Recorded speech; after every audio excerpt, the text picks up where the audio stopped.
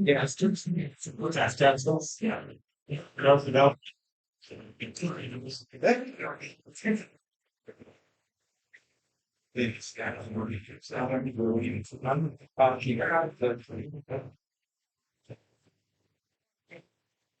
Testing. Okay, there we go. Sorry about that. If I can get everybody to come in here, if they can grab a drink or food and whatever they'd like. If you'd like to get started here. Greg, you don't need to run and do anything. It's okay, buddy. Okay, okay. You don't have to be ready to play.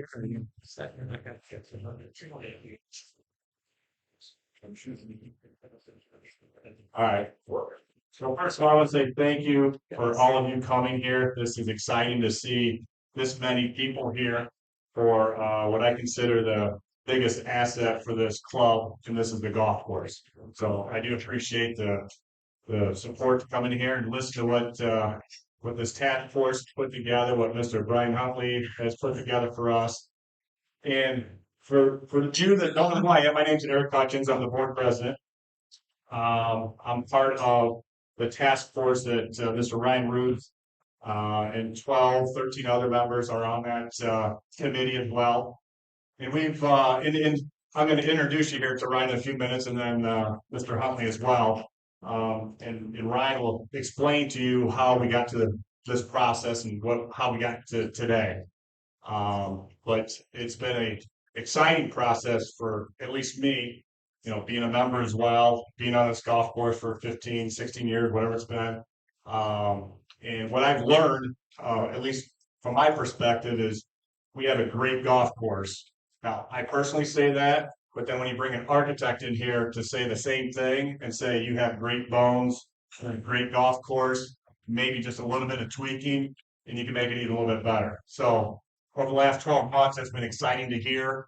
It's been exciting with this task force to learn. Like I could ask each of you what you guys would want for a golf course and a hole or whatever. We'd probably have 60 different opinions. So this is part of the reason why Mr. Huntley came in and said, hey, I've done hundreds and hundreds of golf courses, restorations, full-blown renovations, and he says, you guys got a great golf course here. With that being said, this golf course is 55 years old. I'm doing my math right, give or take. And it hasn't really been touched in 50 years. So, is that right? Somebody's doing the math? Yeah, okay. So, times have changed. I think with what we've come up with, which the task force has developed, a phase one. So we are next spring, we will do some work. But what I'm excited about is listening to Brian Huntley talk about. He's definitely not going through every hole, which this committee and Ryan will speak about this in greater depth.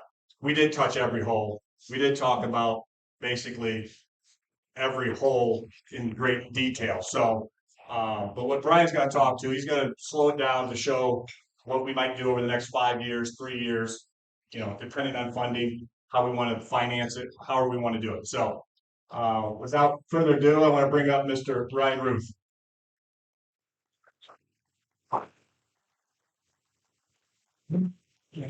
Hopefully I can use this. I don't usually use a microphone, but thank you guys. Appreciate everybody coming. This is really, really exciting. Again, I'm the chairman of the Golf and Grounds Committee. Been on it for 4 years now. I think I've been a member at Belmont for about 15 years. So I've been here a while. This golf course, the people, everything about this place is near and dear to my heart. So this project is super, super exciting. I want to talk about the process. How did we get to where we are today? So over my 4 years of being Talking in the microphone, can you hear me? please. I think it's on turned off. Turn it off. She grabs you. Crank it up. I'm gonna have to screen because I'm gonna be on mute. You could bring that over. Oh, okay. Yeah. Hello. You hear me? Okay. Sorry. So for 4 years, been the Golf and Grounds chairman, and we talked about how do we come up with a master plan or what's our direction on the golf course. what do we want to do and how do we do it in a systematic way? And all of us on the committee, we're not golf architects. We can all pick things and look at things and nitpick or have our opinions. As Eric said, we all have a place to start. So we got together, we talked about, okay, let's vet out some golf architects. We did that. We came up with Golf Sense and Brian Huntley. Took it to the board. They agreed, yes, we can go forward with this. So we put a task force together. We said, okay, we need to have a group of people that are going to help make the decisions of what we're going to do on the golf course. 12 or 13 people, different handicaps, different ages, different demographics, everything. We wanted to try to get a vast, diverse group of people together so it wasn't all one-sided. It was everybody looking at everything. People that's been here for a long time. Some members have only been here a couple of years around the task force. Once we did that, we got Brian in here, told him what we kind of thought. Look, there's a couple of things we got to think about the golf course. A, playability. How is it playable for everybody? Not just for the low handicappers, not just for the high handicappers, for everybody. Two, what about the aesthetic of the golf course? How does it look? Does it look good? Is it appealing? Three, maintenance. The stuff that we don't get to see all the time, right? All the drainage, the bunkers. What does it take to maintain this golf course? So those are three kinds of things we were thinking about to get the project going with Brian to say, hey, do your thing, but those are the things we need to keep in mind. And I think he pretty much agrees with those types of things. Brian went off, came back, said, hey, been on your golf course, as Eric has said. Great bones. Great bones. This is a great golf course. And I think everyone in here thinks it's a great golf course. I think most of us think it's probably the best golf course in Northwest Ohio. And Mr. Smith does a great job of taking care of it, right? Yes. And if you played a lot this year, it was in great shape all year this year. So anyhow, Brian came back. He went hole by hole, looked at different things, brought it to us, the task force. We talked about things. We said, okay, great. This all looks good. It's not complete. It's not 100%, but we like the direction and everything that you did. Well, at this point, okay, we got it. We got something. Now what? Well, we got to make a decision on where to start. And the board gave this task force some money to do a project. So, okay, we got to figure out what that project is. So the task force got back together, and just like Eric said earlier, we can ask everybody where to start, where do they think the problem areas are, and we'll get all the opinions. Well, we picked a spot. We had to pick somewhere. Some of it had to do with things that need to be done on the golf course, and then with some nice restoration of certain things, bunkers, tee complexes, and those things. So where we are going to start is on hole green 15 and 12T. As you guys all know that play, cart path there needs to be redone. And so part of the plan is to incorporate a cart path between those two things. And I'm going to let Brian talk a little bit more about it. But that was kind of where we said, hey, that has to be done. We might as well start where something needs to be done for sure. That was going to get done anyways. So that's where we're at today. We will keep working at it. We're going to keep looking at the master plan. And it's not everything going to get done in a month. It's going to be done over years. So, but we'll let Brian talk a little bit more about that. That's all I have to say. So I'll introduce Brian Huntley of Golf Sense, golf architect, and hopefully the creator of our master plan. Thank you, Alan. If I talk this loud, can you hear me? Indeed. Okay. So I got a few things that's going on up here. I appreciate it. Thank you, guys. Real quickly, I went to Ohio State University, got my degree in landscape architecture, was fortunate enough to work with Arthur Hills in Toledo, worked with him for 6-7 years, and I've been out in the Midwest since. My wife actually came up right before we left. She got her law degree over at Toledo. So I'm very familiar with this area. I played golf in this area quite a bit back in those days. I thought I'd get in this profession to play golf. Boy, was I wrong. But like these guys both said, the plan is it's a work in progress right now. The golf course is very sound.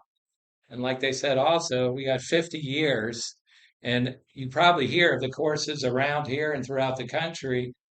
Every 10, 15, 20 years, drainage goes bad, bunker sand needs replaced, irrigation. Your irrigation actually is the newest thing out here, and it's still at its life. It's toward the end of its lifespan. It's 25 years old. That's the newest thing you have out here. So I'm going to go over some things just real briefly about kind of where we are in the direction. My main goal here tonight was just to talk about phase one, which is really just that whole 15 and a little bit on 12. So I'll go through it. Uh-oh, something just happened. I knew it right off the bat. It was up too long. There it is. It's backwards. Yeah, I think it went backwards. It did go backwards. All right, that's the problem. You go super fast. How do I go? Sorry, we had it all ready. I'm hitting the forward button, it's going backwards. Get your grandson. That's what I need. Problem is, we need to reboot it. Yeah, just start it. It's been up there forever. Here we go. Let's see. We're tired of looking at my face. It's going backwards again. Oh, you know what? Let me skip out and go all the way to the beginning. I can start at the end and we can eat. All right, let's see if we can do this. I told you, Roger, we had it all set up. All ready to go. Yeah, and if we leave it up there too long. All right, real briefly, I'm going to go through a few things. Now, these are the questions I ask myself when I get to a club. The name of my company is actually Golf Sense. Everybody at Arthur Hill says, everything you do makes sense. I go, yeah, I'll name my company Golf Sense because you don't want to fight topography. You don't want to fight obvious things. I'm an architect that doesn't need to go change every hole just because you hired me to. If it's a good hole out here and you have a lot of really good holes, they're fine. I mean, I don't get paid anymore to come in here and say you have to do this, this, and that.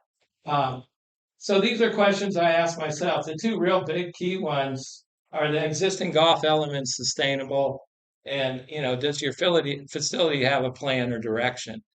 And those are key for a lot of reasons, and that's just to save money. And sustainable features are basically your bunkers. Your bunkers need redone with sand anyway. That cost is almost 2/3 of what I'm proposing to do. Change them so they're more visual.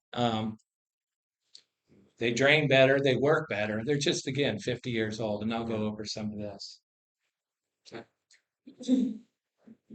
Improvement of plans and 10, I just kind of went over it. The key, again, is to save money. I can't tell you how many times I go to a club, they've already done some work, they hire me, and I says, you know what, did anybody think of this? Oh, no. We should have thought of that, or we should have thought of this. Or a committee changes, and I'm working at a club now. They really love Pete Dye bunkers. They got 4 holes in. The rest of the membership didn't like Pete Dye bunkers. And, money gets spent. 5 years later, you start from scratch again. So really the intent of this plan is to bring the club together, make sure we're all going in the same direction, just like any business, and you're going to end up saving money in the long run. And everyone's going to be happier. My job is to take care of every golfer in here. Typically, kind of what a plan will look like. We'll be done with this shortly. But it's just an overall plan, and there'll be a text involved with it as well. The trends that are going on out there right now, the renovation that we're doing, and most of us architects, that's all we're doing right now is renovation, especially over the last 10 years. Tree removal, opening up, views, vistas, air movement, making the grass healthier. You hear that throughout. Some courses are going overboard. I am not one that says you got to take down every tree to make your golf course better. But a lot of courses, if you have trees in the wrong spots, it really does deteriorate the playing condition. So that's a big push. Obviously, the grasses, fescues, different grasses in chipping areas, fairways. These grasses are being changed every 5 to 10 years. The newer varieties, they're more disease resistant.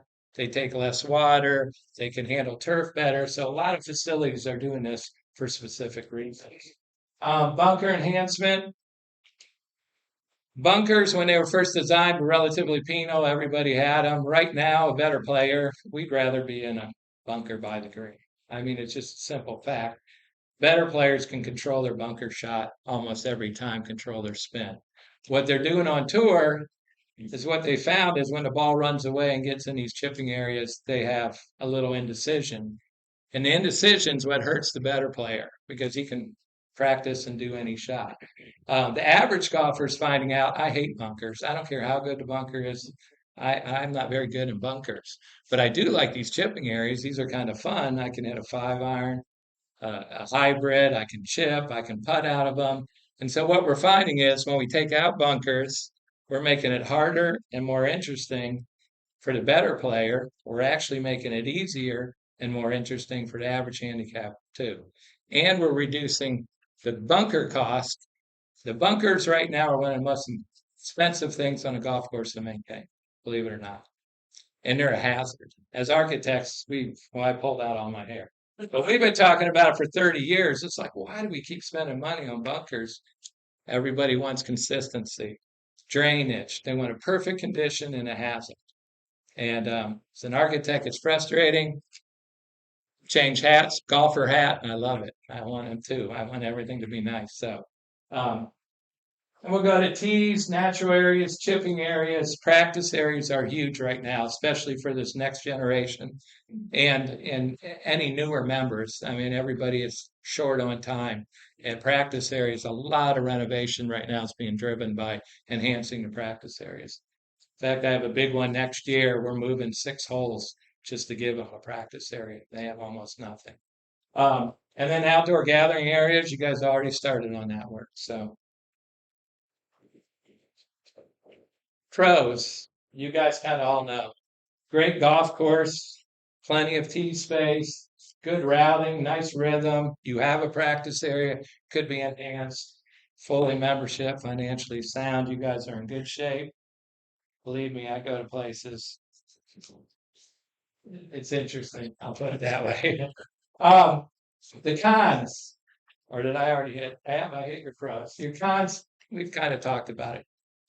Your course was built 5 years later. Arthur Hills renovated everything you see out there, and that was 53 years ago, and it hasn't been touched since. Actually, we did a little bunker work on hole number 4 20 years ago, 15 years ago. That's been that long. Yeah. Drainage at that time wasn't a big thing. We really extensively drain golf courses right now. So there's very limited drainage out there.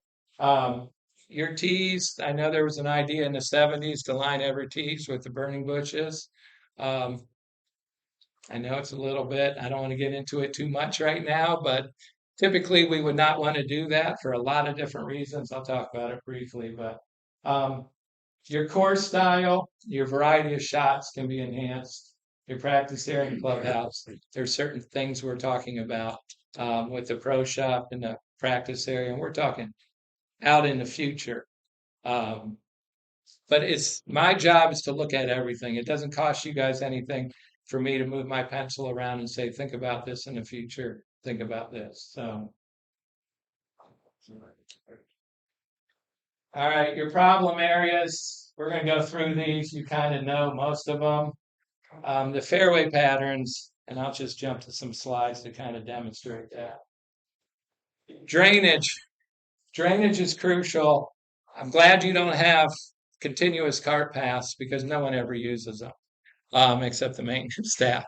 So the fact that some of your cart paths should be enhanced, and obviously on par 3s, it should be continuous, in my opinion. But everybody forgets about drainage. Everybody wants to recap I just had a club spend $650,000 down in Cincinnati just to recap their cart paths. and their drainage is horrible. And they're talking about putting in new irrigation systems that were going to run through them anyway. But it's an easy and a quick fix, just like changing the carpet. But if no one's going to use them, the money could be much better spent. 4 times the one, you get a benefit of putting in good drainage on your golf hole so you can drive 95% of the time, even after a heavy rain. This, I'm going to just show you some real quick pictures. It's not very disruptive. We go in and out of a hole in a matter of a day, day and a half to really fix some problems. But it's just kind of what it looks like. This is drainage going in green. We're on that green for a day and off of it if need be. All the sods put back, you're putting. You'd be amazed at how quick this stuff can heal in and look. Your approach is in your fairway. This is throughout your golf course, and this is really one of the biggest things that I'm proposing for the golf holes at your facility. See how wide that is? That's about 125 feet wide. I try to make that area back here in the main landing area, and then I narrow it up for the better golfers. But about 120 foot wide, 60 yards in front of the green doesn't do a lot of good. And then all your greens have this really expansive fairway pattern coming into them. So it creates one shot. It's basically a carry shot to the greens. And it's very, very narrow. And that's like that.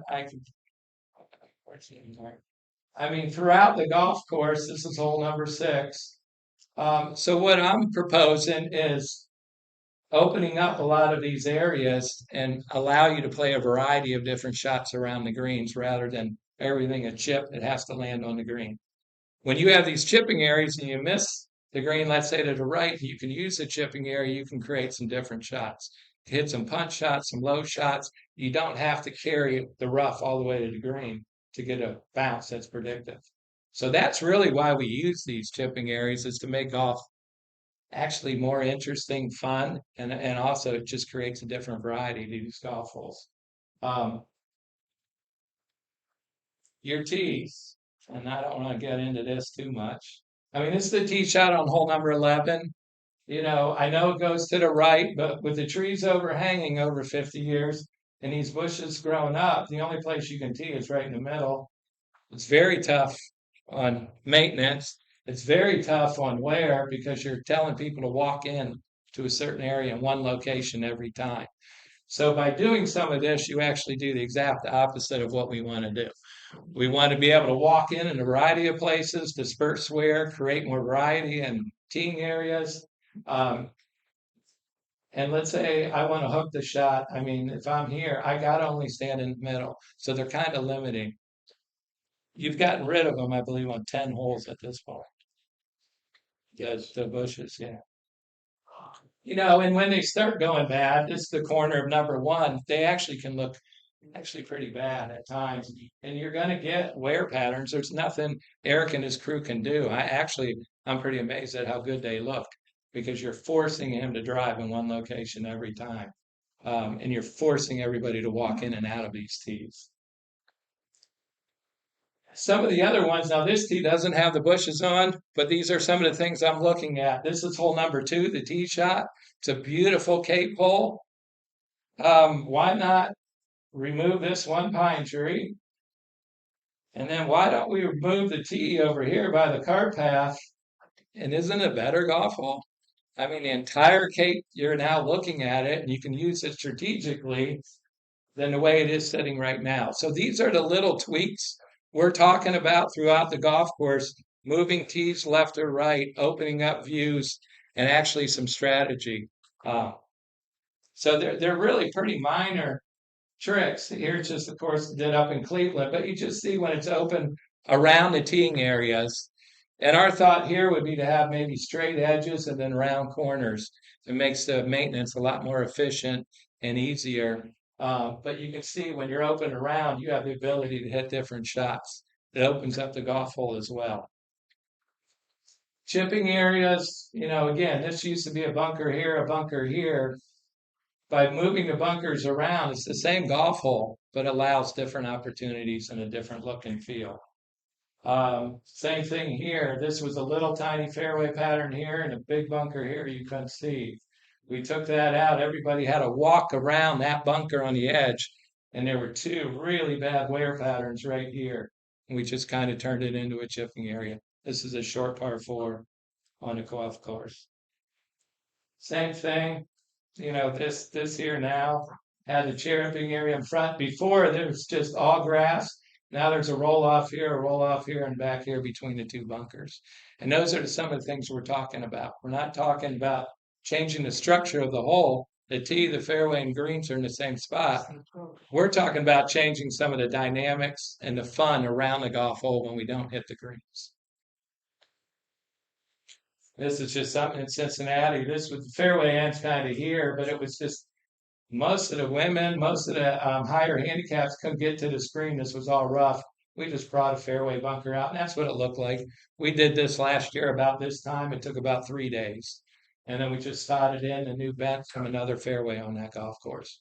And then in the spring, I think most people didn't even know we did this. The spring, the bunkers are done and the fairway pattern was added. So it's something that's pretty simple to do. Your existing bunkers right now are 46 bunkers, and they range about 138,000 square feet, 3.1 acres. You guys kind of know your bunkers, if you play other courses, are quite large. The other thing that bothers me the most about them, because they're 50 years old, there was a tendency to keep them away from the greens because of the way the mowers used to be. The gang mowers were big enough, and the mowers had these big turns. You couldn't put a bunker next to a green surface. Well, that's all changed. Just like when these were built, the green speeds used to run at 7.5. And I think you guys would be a little upset if they're running at that speed today. So things have changed. Maintenance equipment has changed. The closer we get the bunkers to the green, the more exciting they are. And actually, you're a little closer to the green. There's some bunkers out there. You got to hit a 20 to 30 feet, I think, on average, just to get to the green surface. So you can get it out of the bunker, and then you got that much rough in between you and the green. And that we would push them closer and or bring the green surfaces closer to the bunkers. Same way with your fairway bunkers. The proposed bunkers, I'm kind of working on this plan, but the whole key is right here, 1.3 acres left. I actually added some fairway bunkers, reduced some greenside bunkers, and that's for new chipping areas. That's the plan we're talking with the task force right now about where you would be. So almost the same amount of bunkers. The key, though, they'd be more visual. They would be tighter and closer to the green. And some of these areas that you have some of these bunkers, I bet you there's some of you that have never been in portions of some bunkers because they're 35, 40 feet away from the green. And that's just the way. If you had to go back, right now, bunker sand's costing me $95 a ton, which is quite expensive. If we had to go back and just clean out the sand you have right now, the cost of your sand is probably going to be more than if we went in there and did what I'm proposing. Downsizing them, making interesting chipping areas, add your drainage, because you just don't have that material cost. And then if you think about it, in the next 15, 20 years, when you have to replace the sand, 1.3 acres as opposed to over 3 acres of sand. So those are the costs, and those are the things that we're trying to kind of reduce. And trust me, I think you'll think you have more bunkers, even though you're going to have one less. It's just they're going to be smaller but more visual. I'll go over that real briefly. So this is a course actually up in Michigan. I just left today. 4 bunkers here, 2 bunkers here. My proposal was it's a par 5. If we put a little bunker across, swing the fairway out, create this little chipping area here, make that bunker 1 bunker. I went from 6 bunkers to 2 bunkers, and that's what it looks like now. But you can see the difference. They're more visual. We went from 6 bunkers to 2. They're more strategic. You lay up in front of one, you go right of it, or you go over it and run it up onto the green. And those are the type of things, again, that we're going to be talking about. I mean, the key here, it's better for me to just go through pictures and talk about them. Hole number 1, their fairway should be out in here. The closer your fairway to a bunker is, classic strategy is the closer you are to a hazard or you carry it, the better advantage next. It's just a series of angles, almost like playing pool. Um, and that's how us architects think. If you take on a hazard, your next shot might be easier, either shorter or better angle in, and vice versa. And that's how you kind of work around your golf course. But your fairway's way over here, and when you have these little dips in front of the bunker, it really hides the view of the bunker.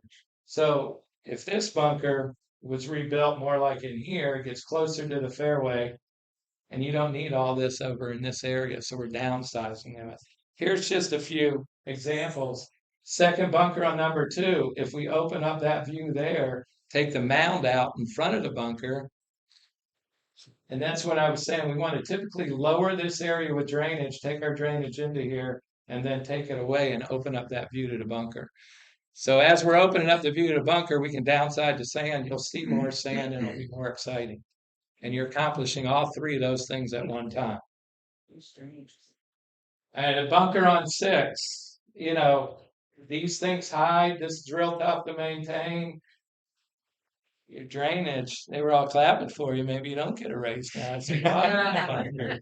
Again, same thing here on bunker on 8. I'll go through these real quickly. Here we're talking about more of a chipping area, but if we open this up, if we concave that instead of convex the way it is, your view's a lot better. And if your bunker runs along this edge of the green, we don't need this whole lobe over here. It's actually more exciting and dynamic because you're reinforcing the strategic angles of the golf shot in that green complex.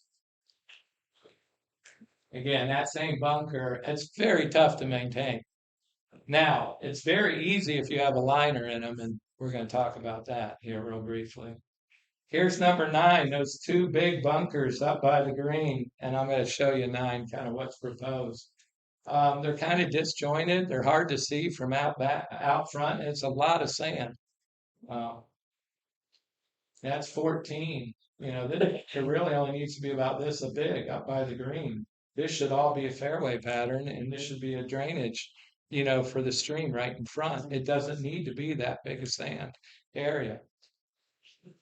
So real briefly, this is all we have. We have a mini excavator and a bobcat. We're not going to have a lot of dozers or any of that work. The other great thing you guys have is a lot of terrain. It isn't like a totally flat site where we're trying to pull dirt in. Your areas around the greens have a tremendous amount of dirt, which is exciting for me because I can make something look pretty good without having to haul stuff around. It's a lot cheaper that way. We kind of rough it in. I paint a line. That's kind of getting ready for sand. That's actually concrete in the bottom of that bunker, and that's what we'd be talking about. Here's the one I just finished up there. That's the extent of drainage that we have in these bunkers, and then the concrete liner helps too. And we sod it real quick, and then the sand goes right up to that line. The sand isn't down there, so it's a nice, easy transition to maintain in and out and play. The drainage in your bunkers right now are probably about that much, if that. Oh, he said there's none. I was giving a benefit of that. I think got a little bit once in a while. But you can see the difference of how we're doing things now. This is the concrete that we just started. We ran out. It's nice as you can put it in. You only spread it about 2 inches. It holds the sand in place. It doesn't ever get contaminated. Your bunkers then are good instead of, a lot of times we'll say 7 to 10 years for a bunker. When you line and drain them like this, you're looking at 20. I mean, it's that big a difference. And the maintenance factor after a big wash, he's not out there spending hours of man time shoveling sand around, raking. I'll tell you, you can get an inch of rain on these new bunkers. That's why all the clubs that have a tour event, they make sure they have this. They won't hold a tour event if they don't, because if it rains, they don't have time to fix them all. Again, so we clean out like one of your bunkers. This bunker, I guess, has more drainage than what yours did. It's had 2 little lines here. You can see some of my paint lines. We shaped it in. That's what it looks like. That bunker is about that deep. It's not real deep, but it has more of that classic look. And there we go. We have some of the concrete in. We have a little bit of sod left over, so we put it there too. And the next day, this bunker was finished, and now it's ready for sand. And then this is that same two bunker complex. There was no fairway pattern there. And all we did was open up the fairway. This was a par five. So now you can actually play shots up and into this area.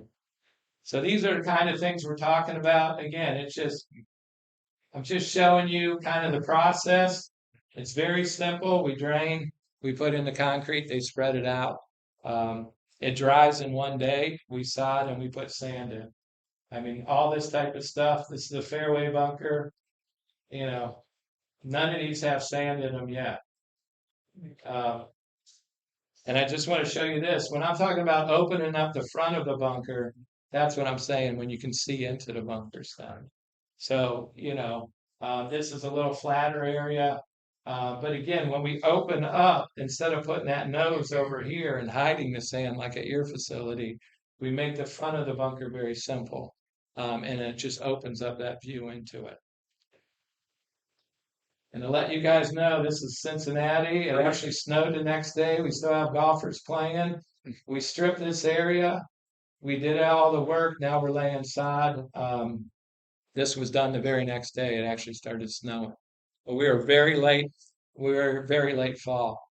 So the work that we're talking about, if we do this, nothing's set in stone, nothing's settled. But we're talking about a little bit of work early spring and a little bit of work in late fall.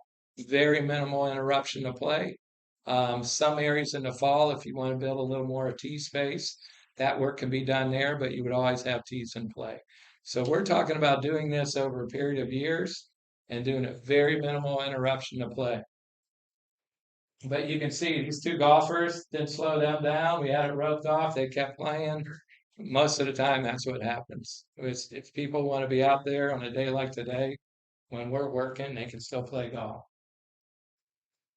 Here, real quickly, it's just a few examples. And this is kind of what I'm doing with the task force, just so you guys can kind of have a little sneak peek behind, I don't know, the doors. They're the vault in there. This is hole 5. And these are just my thoughts. These first 2 bunkers. This bunker really is in play for the better players. It needs to be up in this location. I downsize the fairway pattern like I talked about. I take out this bunker and we really open up this chipping area. And I'll just show you some real quick pictures. So bushes removed, tees get wider, the fairway comes in, that bunker up by the green would get a lot deeper. Again, this bunker would get removed, we'd have drainage, this bunker would get re-enhanced, and another one would be past that, which would come more into play. It just needs to be where it needs to be. This bunker here would get built into this slope. It's a shame you have these gorgeous slopes where most of Toledo is dead flat. I remember when I got the Maumee Bay topo map, it was the table, it had one line on it, I think. But I know how most of Toledo is, and you have all this roll. So the thought is you build this bunker into the slope, and you have more of that look of some of those other bunkers where you see that grass face, which is exciting, and then the sand, rather than a grass face before the bunker hiding your sand. And there's another bunker over here too. That's the bunker I'm talking about. We take out, and instead of your fairway pattern being this wide, it would go over into a low chipping area with some drainage. And it would actually be really kind of exciting. And that also allows you to have an aggressive way to play the golf hole over the bunker or a more conservative way. Right now, you guys have one way. It's kind of a penal design. You have to play one way into your golf holes. So these are just, again, bunkers and kind of the shape they're in. And bunkers grow. And they have grown over 50 years. But once you put those liners in again, that actually prevents that from happening because you can't go out there and edge. They actually require a little different maintenance. So that's another bonus of it. That's just that whole. These are kind of the drawings we're working with the task force. We're talking about a new tee complex for 9 maybe in the future. That bunker, just so we can see the lake. I just want to talk about number 9 green. Here again, that's that approach shot. most of your sand is so far away from the green. The bunker should be in here, and this bunker should be in that knob. And that's kind of the proposal. You kind of see where your existing bunker is and those fingers that go into it. And I'm talking about a simpler bunker in there and a simpler bunker in that mound. And then that green is so big by just creating a little bit of contour in the green, you get a lot more interesting green and kind of some different pin spots. And look at the difference in sand. That's probably 1/3 with the same amount of bunkers and more in play. So that's really the gist of this entire plan. And hole 13, again, these are just kind of these concepts we're talking about. Eric wants a lot of drainage on 12. But again, you have those 3 bunkers around the green and you have that little tiny tee, and we're just trying to increase it and then add a cart path. There's that tee shot, and again, that bunker is almost too far to the right, and this bunker is right in your way. Everybody has to go over it. And then the bunker over here, now that's it. What I'm talking about is making the bunker from about right here over to about right here. So it protects 1/3 of the green, but it opens up the other side. And then this bunker, where all your water drains right into it, if you ever look at it, the whole green surface just keeps on going right into the bunker. When we build new bunkers, we always prevent drainage from around the bunker to go around it. Drainage going into the bunker always is diverted around the bunker, unless what hits on the slope. So that helps as well. So that there, we'd add drainage, and this would actually be a nice little fairway pattern with a pretty strong little knob right here to kind of tie it all in. Resculpt that green? What? Are you gonna resculpt that green?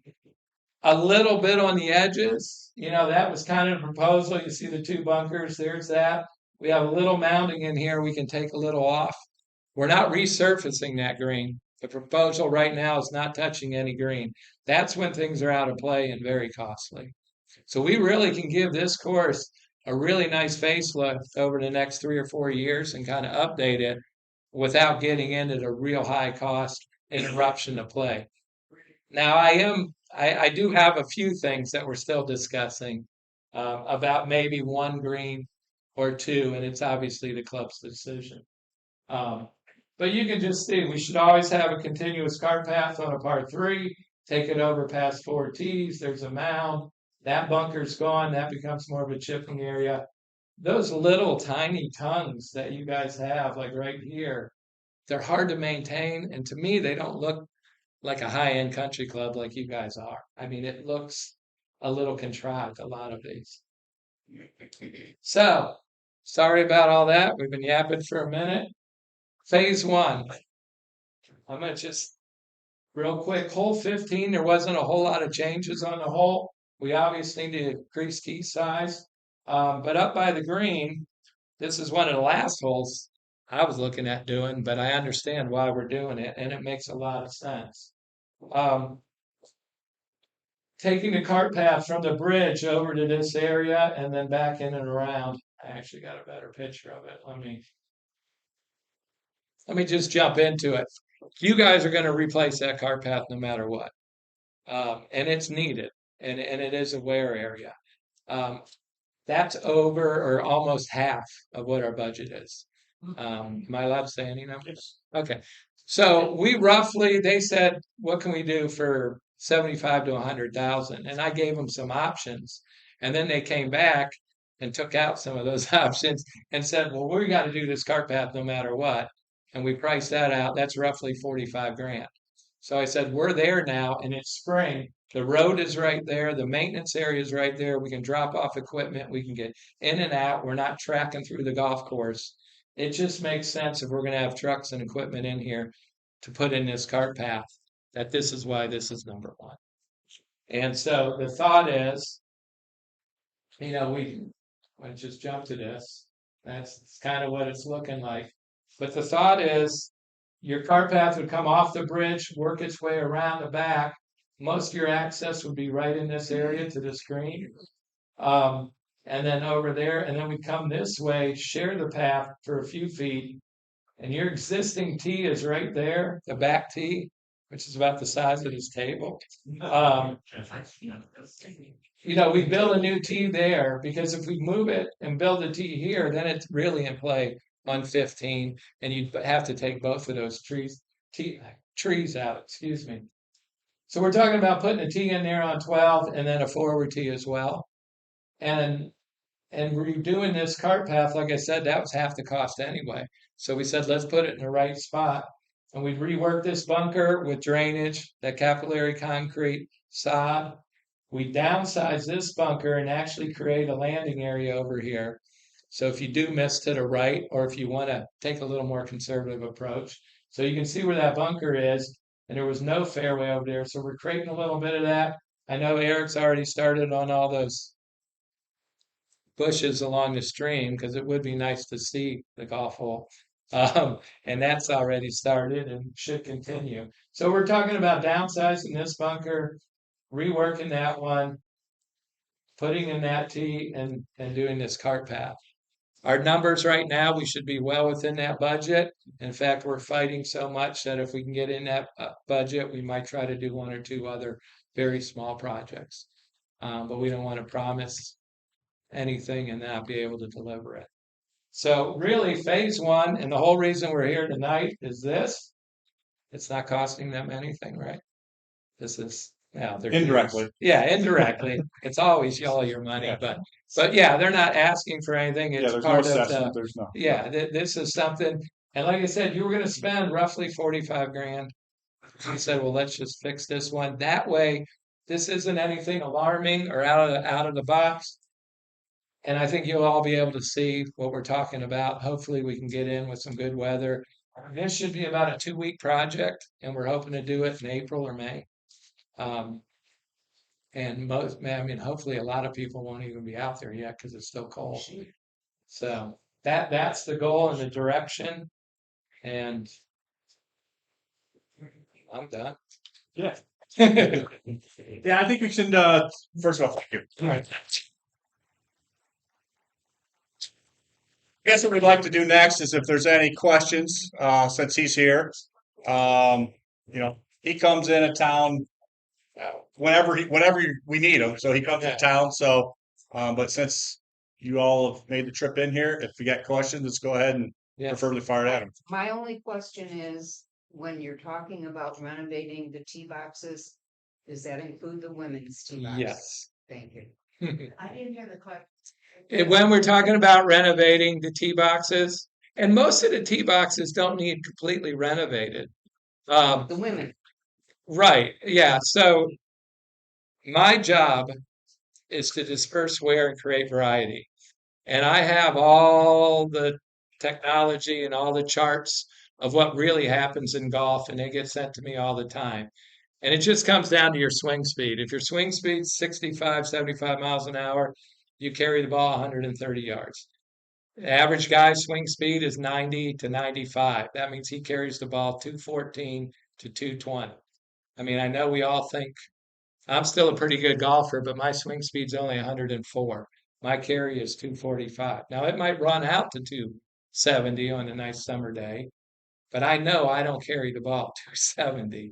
I'm living, I think, in the real world. A lot of us don't. But the key is my job and what we would do. You're one of the few clubs, like I'm working at a club right now, and I'm in the Akron-Canton area, so I'm only 3 hours away. But they have 4 tees, and 2 of the tees is 60 yards apart. They have 2 forward tees, and then a tee at about 6,000, a tee at 68. You have 7 sets of tees, roughly. The key is to get the tees in the right locations that make sense for the majority of the golfers. And they're going to be based on swing speeds. Yes. If you had a carte blanche to do everything you want to do, what would that total cost be? I said that would be one of the first one. Am I allowed? Depends on what you say. On the task. Yeah. On the task force, if we're doing this stuff, and I just got done doing this on 2 facilities down in Cincinnati, and both of them were about 3 to 4 years. And one of them we did 35 sets of tees. That was about 1.1 when we started a few years ago. That was the cost. It ran up to about 1.2 now, just because materials changed. I told them if we don't touch a green, um, there's a couple that I'm proposing them, but if we don't touch a green and we do the type of work we're talking about, in today's dollars, we're around 1.5 to 1.8. If you take longer, but I mean that's all your bunkers done with capillary concrete, sodded back, tees re. I mean, it isn't. I know you hear, and I know what's going on in the industry. I just got back from my convention, and one guy with I don't even want to tell you where the next Ryder Cup's going to be. Fazio's group's redoing that one. It's at Adair Manor over in Scotland. They're spending 2 million a hole for drainage and to put in it sub air. 2 million a hole.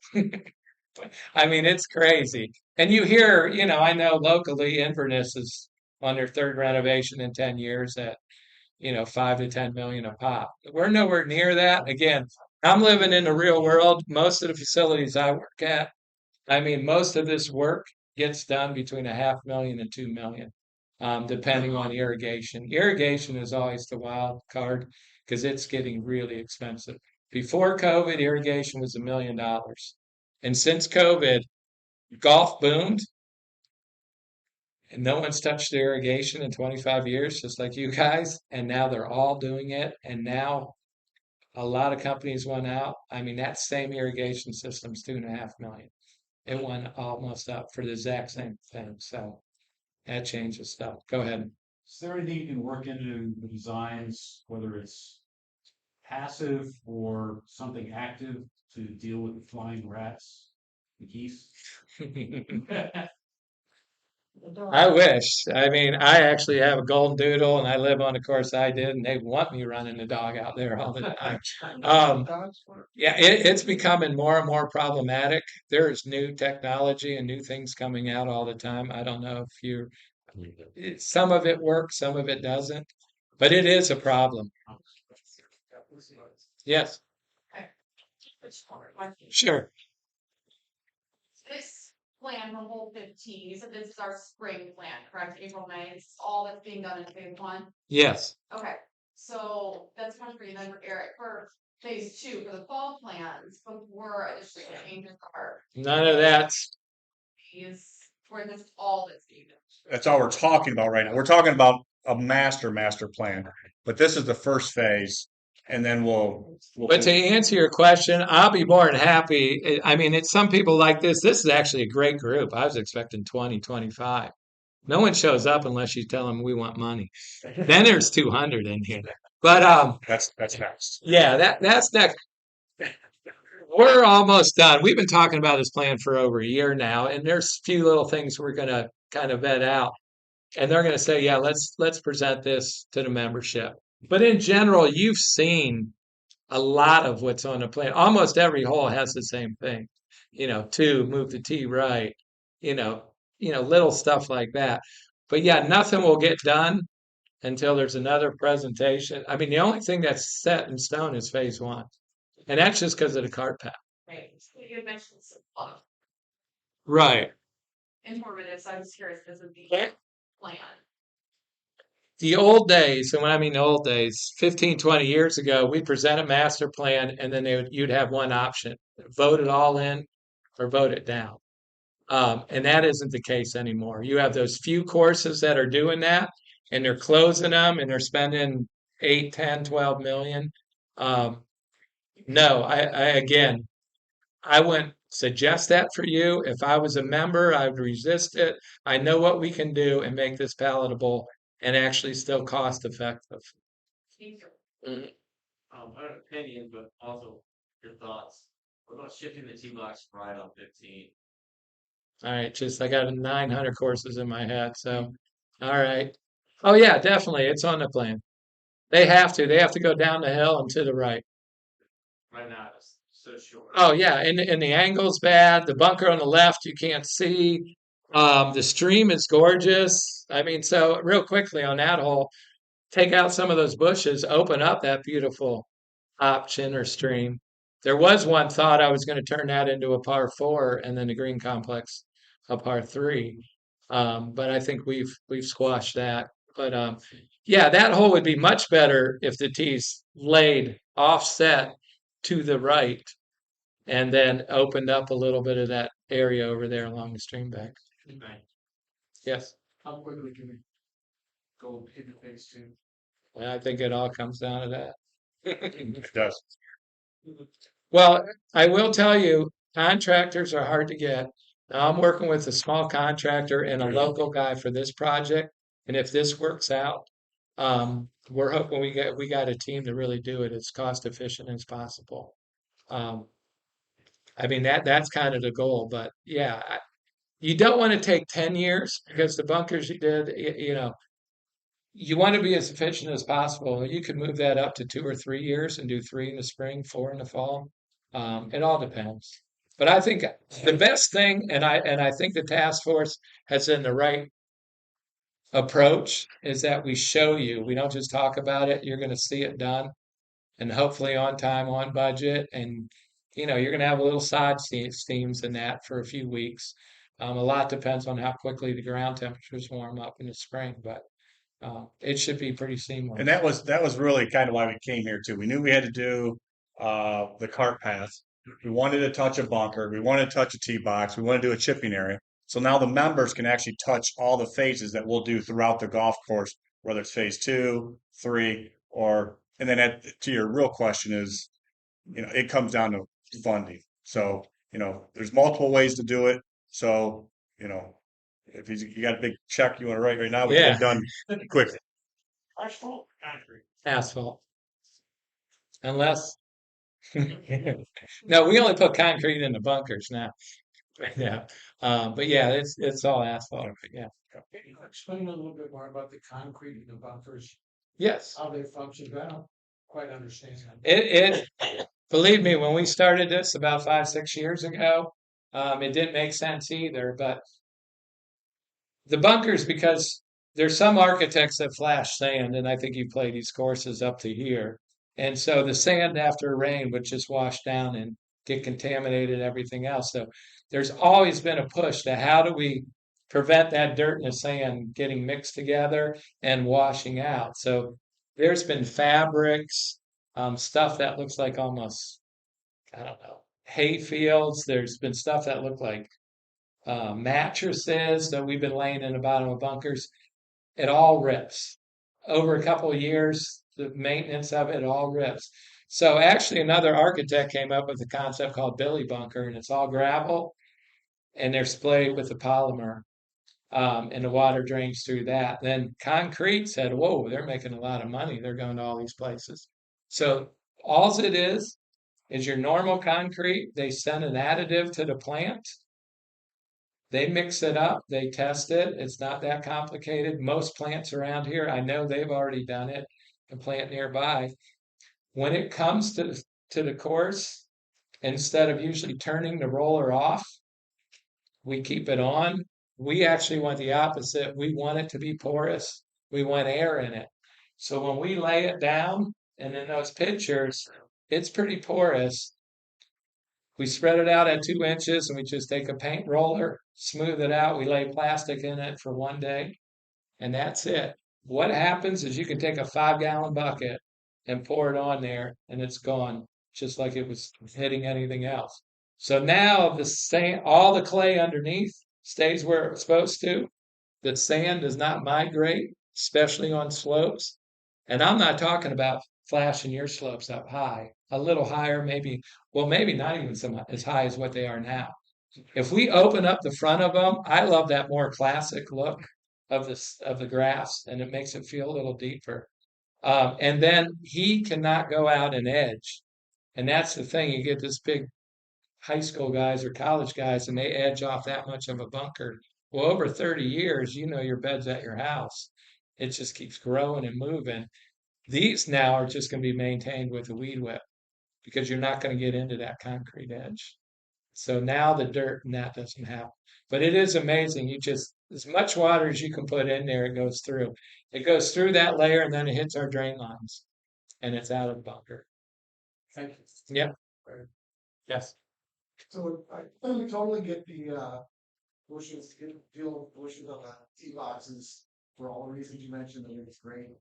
And my heart kind of hurts because visually that's such a part of the identity of the course. Did you guys talk about keeping them in some other capacity at all? We have talked about that in the task force. I think, well, everybody's open-minded and they understand. And obviously, I think most of the people in this room understand too. But it is nostalgic and it is kind of a tradition here. So I even brought it up. Do we keep maybe a left edge of one of them or a couple spots? And some of them say, yeah, but why? I mean, I'm trying even. I mean, truthfully, I get rid of them all, but he's fighting me too, Eric. But I understand that, and I think that might be, I mean, that might be something that, maybe we can situate them so they're a little more off instead of that line. But I do understand that, and I want to be sensitive to it. And I think people in the task force understand that as well. I don't, there was what they were planted in the 70s. I don't know rhyme or reason, but now it's, yeah, unfortunately, I mean, they look pretty, especially right now. But really, as a golf course and a high-end country club, I think that dates you guys, and I think your fairway patterns tend to date you, especially up around the greens. Yes. You mentioned doing something at the tee box at 12. Was that not part of phase one? Yeah, phase one, the back tee right here. See, the existing back tee is that little dot. We're going to add that one, and we're going to add a forward tee there as well. Yes. So if we did all of your changes next year, which I know is not gonna happen. But if we did that, how long would these changes last before we have to do this again? Well, you haven't done anything in 50 years, and you're going to have drainage that you don't have. I mean, truthfully, the capillary concrete, we have charts. Sand should be replaced every 7 to 10 years just because it gets contaminated. Now with this capillary, we're looking at 15 to 20, 25. I would think you do not touch your bunkers um, for probably 20, 25 years. The other good thing is some of your bunkers, the tongues, we call them tongues. It's because the sand pro drove in and out and in and out and over, every day for a year and then add 20 years, 30 years, the bunkers actually grow into those tongues sometimes. This wouldn't happen. We would now have the structure of the bunker and then and like you said, the edging of it and the maintenance of it. In fact, he wouldn't even have to go into some of them most of the time. But yeah, this is a long-term fix and I think really updates. And I can't name a course that we haven't done. Even the biggest naysayer goes, yeah, of course it's more fun. Yeah, I got options now. If the pin's close to me, I might want to flop it up. If the pin's on the other side of the green, I might want to hit a 5-iron or a hybrid and it just, golf's supposed to be fun. Yours is a classic penal design, and that's what it was back in those days. Make it hard, plant trees, you know. That's not it anymore in this next generation as well. They want to hit it far, have fun. Yes. Any length gonna be added? What? Any length gonna be added? Length? If I can, yes. Your course is pretty solid in that end. Most of the time where I'm dying to find length, but yeah, there's some areas. Yes. See any significant change in slope rating when it's all done, or is it generally about the same? I would say for your back tees, your slope might go up a little bit, but in general, I think your slope's going to be pretty much similar. I think visually it'll be more exciting, but I think you're also going to have the strategy kind of once you play it once or twice a little more. Hey, wow, like the hole I showed you 5, that whole left side where that weird bunker is up on the hill, that's all bailout now. So if you don't want to deal with a bunker that's going to be maybe 3.5, 4 feet deep on the right, I mean, your bunker now on that hole's probably higher than the green, which doesn't make sense. That bunker should be 3 feet lower than the green, but you have the option to go to the left side or favor that and always have maybe a long putt out of the fringe or something. Now you don't have no options. You have that fairway that's as wide as his favorite. turkey's ready. But Have you looked into the 18th tee and also, do you have a suggested timeline for the irrigation? That seems like one of the most critical aspects. irrigation is, you guys should be talking about it, and in the task force, we brought it up, and they're well aware, and I know Eric's probably been bothering the last 5 greens committees to say, hey, we're getting there. The great thing about doing this, and I've been involved with facilities that put irrigation in, and then we try to do this, and you're almost paying double. Because everywhere we go, we hit irrigation now. Right now, we're going to hit a few heads, and we know we're going to have a little heartache, but it's much better to do this first and then phase irrigation in, because then everything is set. The other part of this, and again, this, I know this meeting wasn't set for this, but fairway patterns, very easy to adjust. And then once they're adjusted in the proper location, then we'll set irrigation heads, so they're all in the right spot. Yes. I know you said this phase one is about 2 weeks in April or May, is that right? Correctly? Yeah, I mean, if weather's right, I mean, we could start and then have 3 weeks of pouring rain and snow. So, While it's in process, however long it takes, the course will remain playable. yes, yes. I am hoping we're in and out, and you guys come out a month later for your first round, is what I'm hoping. That's fine. Yeah. Well, I'm hoping for a warm April. We're going to look, and if we have a week of dry weather, the contractors are set up and they know they're coming here first. But we don't want to have 2 days good weather and then see a storm coming, or so. You would say our thought process is that the course will never be shut Yeah. out. Yeah. Ryan just said throughout this whole process, the course would never be shut down. The only, they're never. Except on the 2 greens. I'm surprised no one's talking about 17 green. How can you fix that? All right. Brian, where are you gonna pull the turf for that approach from? Like you're gonna use bent grass turf, right? Yeah, we're gonna pull it from one of the edge of the Fairway. fairways. You guys got plenty of spots. That's what I was gonna say too. So overall, with all the green surrounds, we have so much fairway space out here that isn't really used. You can plant a lot of that turf from the fairway to all the green surrounds, and it actually is like very not disruptive at all. So it can be done really cleanly, quickly. And we have that blessing of basically having a nursery across the entire golf course right now. And a lot of that fairway you don't ever see. So Yeah, and we'll probably try to make that, like even on that hole 5, and that's not part of it. We were scalping out a big portion of it. And now they have these new seeders. All technology obviously has changed, but these new seeders, I think Eric's even looking into them. They're slit seeders now where you can kind of change the edges of your grass lines so they're more homogeneous. Because right now you have like a Heinz 57. Every older club does. Yes. All right, so because hole 15 part of phase one, and we've talked about, Right. potentially redoing some tees for the bushes being detrimental to the health of some tee boxes and limited spacing. 15 tee box is a perfect example of that. You've got about a 1 foot window Yeah. where you can actually tee the ball up. So I guess kind of a question to Eric and Eric is, would we consider taking on like removing some bushes ourselves ahead of the process to make some of those narrower tees that are going to get done potentially eventually more playable while moving for the overall renovation? Well, Eric's answer, I know what his is, but as the president, I gotta be a little bit more political. It's a sensitive, we want to be respectful to all members and understand the sensitivity about bushes. Yeah. But to your answer, we would love, because we have a professional here, Yeah. highly recommended, a great superintendent, highly recommended. But at the same time, we want to be respectful for all the members that have been here. So Well, I get it. I get the history of bushes. I get the aesthetic of them, but they're not on every hole anymore. So No. right, holes where they're really a hindrance.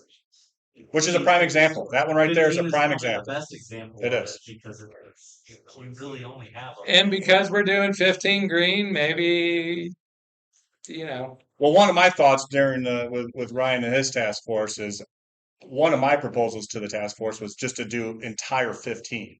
just from the very beginning to the end.